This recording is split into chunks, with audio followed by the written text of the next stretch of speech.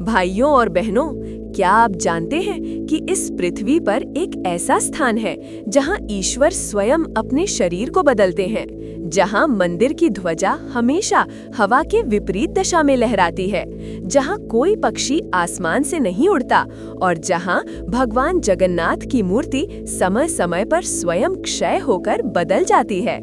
ये है जगन्नाथपुरी धाम, धरती का वो तीर्थ जहां भक्ति और विज्ञान दोनों मौन होकर नतमस्तक हैं। पुरी, जिसका अर्थ है पूर्णता, ये वही भूमि है जहां भगवान विष्णु स्वयं जगन्नाथ रूप में विराजते हैं। साथ है भगवान बलभद्र और बहन सुभद्रा। परंतु इन तीनों मूर्तियों का आकार अनोखा है, अधूरा, बिना हाथ पैरों के, गोलाकार चेहरा और बड़ी आंखें।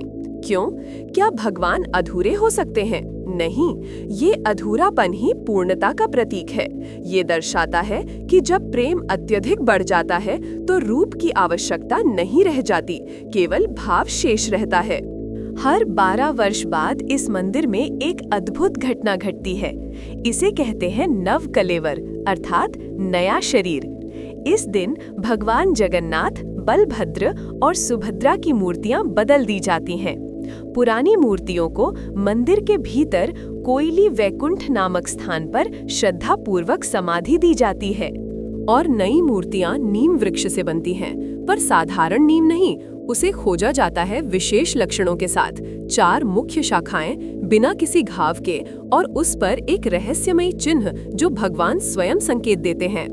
कहा जाता है कि वो वृक्ष स्वयं चुना हुआ होता है जहां दैवी ऊर्जा का कंपन महसूस होता है। विज्ञान के दृष्टिकोण से देखें तो नीम की लकड़ी में प्राकृतिक तेल होते हैं जो सड़न को रोकते हैं, इसलिए वह वर्षों तक जीवित रहती है। पर भक्त के लिए ये केवल लकड़ी नहीं, ये ईश्वर का देह है। पहला रहस्य, मंदिर की ध्वजा, फ्लैग। यह सदैव हवा के विपरीत दिशा में लहराती है।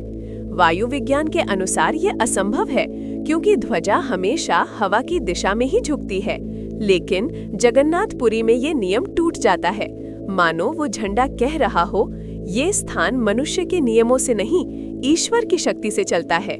दूसरा रहस्य, मंदिर के ऊपर कोई पक्षी उड़ता नहीं, ना ही कोई विमान उस क्षेत्र से गुजरता है। क्यों? आज तक इसका कोई वैज्ञानिक कारण स्पष्ट नहीं हुआ, परंतु स्थानीय पुजारी कहते हैं यह क्षेत्र दैवीय ऊर्जा क्षेत्र है, जहां पृथ्वी की चुंबकीय तरंगे इतनी शक्तिशाली हैं कि पक्षी स्वाभाविक रूप से उससे दूरी बनाए रखते हैं। तीसरा रहस्य, मंदिर की छाया। दिन के किसी भी समय जगन्नाथ मंदिर की मुख्य गुंबद की छाया भूमि पर नहीं पड़ती। सूर्य के कोण, स्थान की दिशा और ऊंचाई के अनुसार ये एक वास्तु चमत्कार है।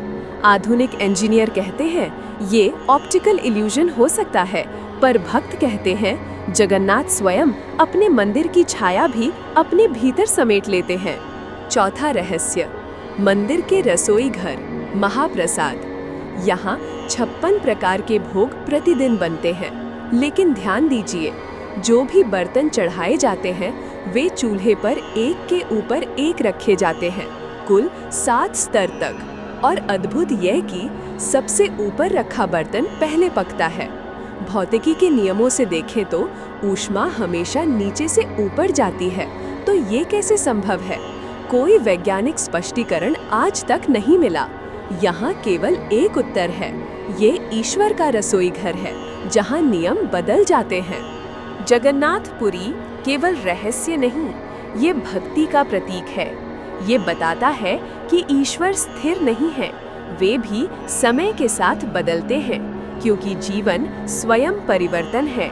नव कलेवर हमें ये सिखाता है कि जब शरीर पुराना हो जाए तो आत्मा नया शरीर लेकर फिर से आगे बढ़ती है। ये पुनर्जन्म का प्रतीक है। ये सृष्टि का नियम है, जैसे पुराना पत्ता गिरता है और नया अंकुर फूटता है। जगन्नाथपुरी का रहस्य ये नहीं कि वहाँ क्या होता है, बल्कि ये कि वहाँ क्या महसूस होता है। वहाँ पहुंचकर आत्मा शांत हो जाती है, मन मौन हो जाता है और भीतर से एक आवाज आती है, मैं ही जगन्नाथ हूँ और जगत ही मेरा रूप है। यही है जगन्नाथपुरी का सच्चा रहस्य, जहाँ ईश्वर रूप में नहीं, अनुभूति में प्रकट होते हैं। हर तीर्थ यही सिखाता है कि विज्ञान सीमाओं में खोजता है और अध्यात्म उन सीमाओं को पार करता है।